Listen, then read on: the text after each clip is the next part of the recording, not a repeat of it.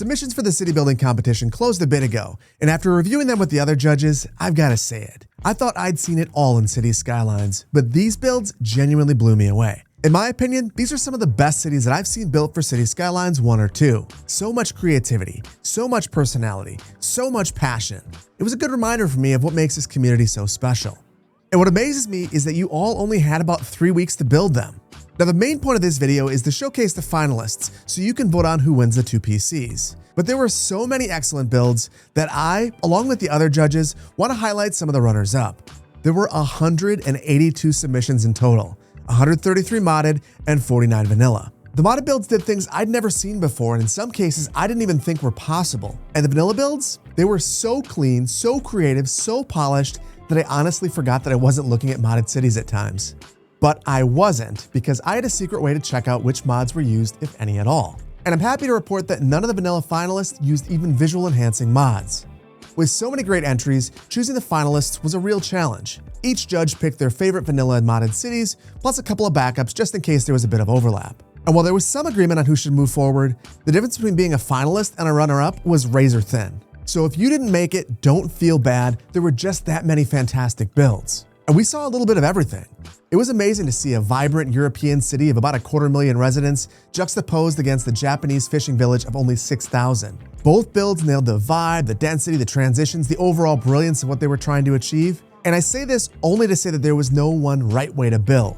Honestly, the finalists stood out because of the small details, the things that make you go, holy cow, they've thought of everything. The things that help you understand them as a builder and the types of places that mean a lot to them. In some cases, it was because the finalists made us wonder, how'd you build that, especially in that limited amount of time that you had? And honestly, a lot of that same magic showed up in the runner-up builds as well. So let's take a moment to admire some of the runner-up builds before we take a look at our finalists.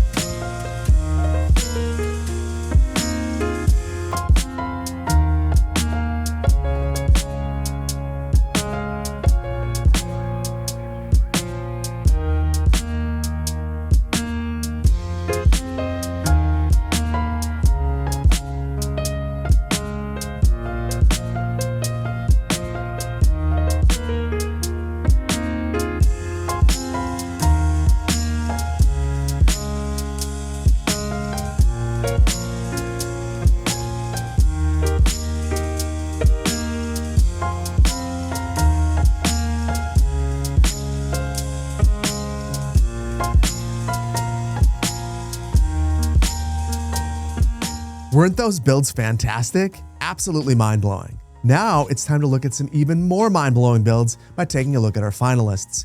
Starting out with the vanilla builds.